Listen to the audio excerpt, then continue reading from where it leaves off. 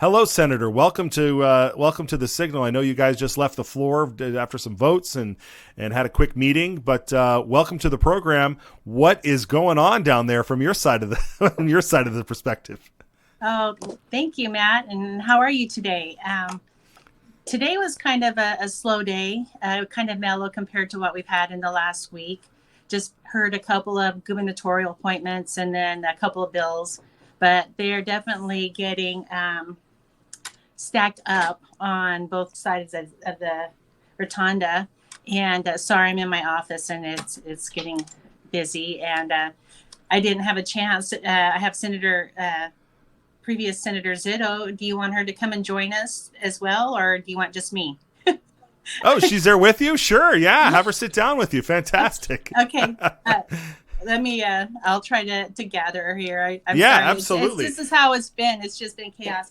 It has been, and we appreciate you taking the time. We know a lot of the senators we've tried trying to get on, but it's been very busy, and I can't imagine what you guys went through last week when it came to the votes on the budgets and all of the things that were going on there. I'd love to get your perspective on that, but it's absolutely. Good. And we had a bill. We had the phone bill yesterday. The harmful materials. I don't even know what the name of the bill is that Senator Cook had brought in, and bringing a chair here. Sorry, everybody. This is how we do it at the Capitol. Yes. So, absolutely. Anyway, here she is. Hello, Hi. Senator Zito. Yes. So we had the bill yesterday from Senator Cook, and it was quite interesting debate. It was the same one that he brought forth last year.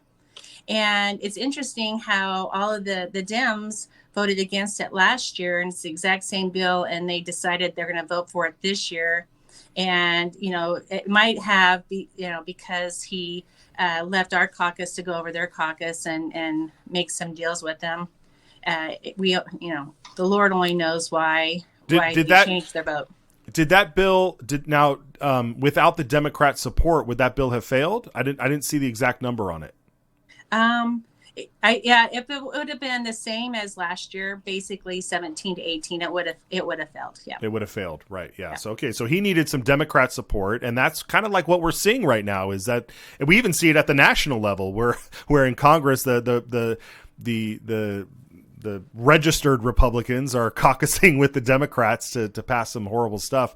So we see this down here, especially with the JFAC fight and everything that was going on there. What do you anticipate going forward? I mean, what are the bills that you're championing or that you're co-sponsoring or anything? I mean, how is it faring for you and for your district?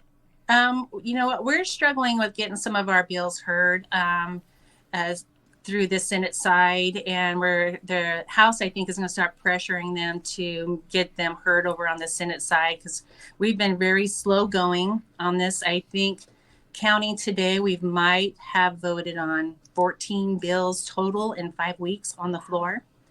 And the committees are going slow, but the last 2 days they've been reading bills. So yesterday they had 56 bills that they are brought to the first reading in both chambers, and today is probably just as many. So we're going to start seeing a lot of that and a lot of the appropriations. I was talking with Senator Bierke, and he said that they're behind on the appropriations, and it just is kind of chaotic here, and that's kind of where we're at. And the end of the year push. The end of the year push. Yeah. And Senator Zito, when you were dealing with this a couple of sessions ago, it was during an election cycle, and you weren't running at the time because you had announced your retirement. But we saw this sort of like mad dash to the end that seems to happen a lot. But there's a lot of bills on here. Do you think do you anticipate this trying to get out before the end of March? Or we're halfway through, and 14 bills on the Senate side, that's not very much. Well, no, it's not. And I was in Senator Guthrie's office this morning trying to get a print hearing for the enhanced stand your ground bill.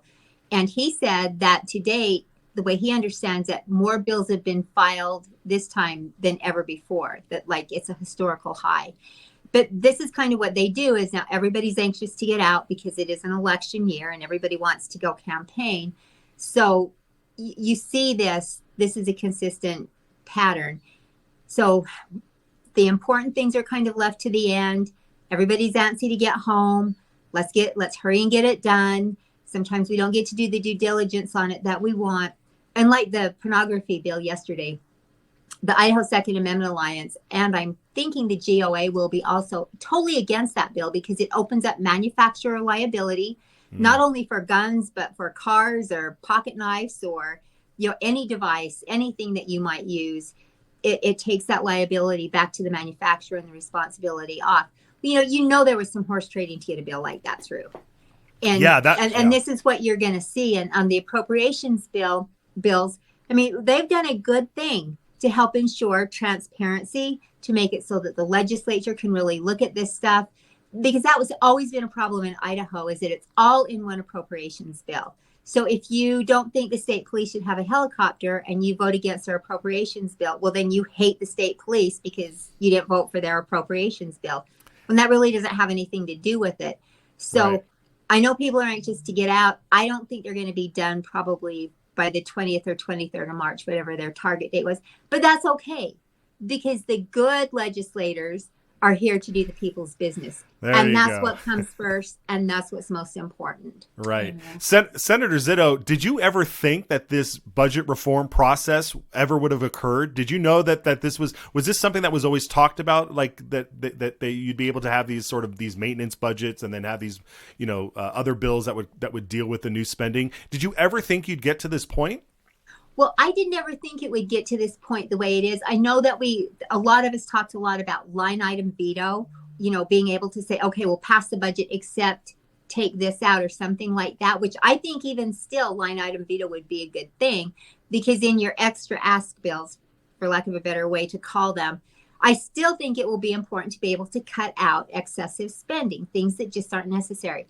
But I'm thrilled with the way this has turned out. And I think it was brilliant on Representative Horman and Senator Groh's part, to spend the time that they spent on this, to work on this since, October or something like that, I believe I was told, or maybe before. Like June or July is when they started on it. So I think it's a great thing, because now if the momentum can continue to work towards this transparency, this is great, because really when it comes right down to it, the one job that the legislature has is to appropriate the taxpayers' dollars, and to do it with a fiduciary responsibility to the taxpayers, not to the bureaucratic agencies, not to the lobbyists, not to any of that, to the taxpayers. And that's such an important thing.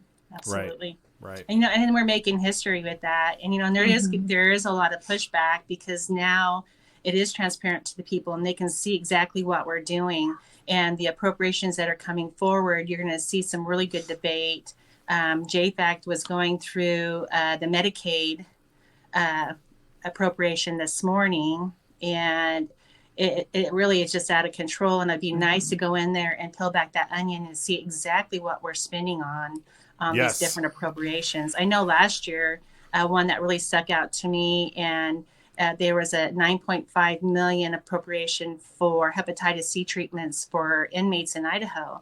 And I was just a little bit, blown away that we had that many inmates with hepatitis C. And then exactly how much is that, those treatments to cost us $9.5 million a year? Well, now we can actually debate those things and ask those questions as a whole. Yeah. Excellent. Okay. Well, Senator Zuiderveld, Senator Zito, thank you so much for popping in and joining us and sharing this info about what's going on down there and your perspectives on all this. This is great. I want to have you back. I got Senator Taves on deck, so I'm going to cut over to him. But thank you again. How can people follow you, and where can we find you? Okay, well, they can follow me at glenita.com. It's, the blessing of having a unique name. That's it. And I also want to encourage the people. You guys are making an impact. They are afraid of you, and that's the way it should be, because you have been calling, you have been emailing, you have been putting the pressure on your representatives. I just want to say keep it up, because that is what is really making the difference. You are making a difference, so don't ever think that you're not. Very true. I agree. And I'm just at zitoforidaho.com. That's my website. My phone number's everywhere. email me, call me, whatever you need. But I agree with her. Keep the pressure on this building because they respond to the threat of the next election. They do. Yes. And this is coming from the Z girls. The Z girls. That's right, the Z girl. Oh, I love this. I can see it now. If only you were in the same show. Yes, Yes. the Z girls. Fantastic. All right, ladies, thank you so much for joining us. We'll check in with you again. Okay, thanks, Matt. Bye. Okay, great. The Z girls. Oh, you gotta love it.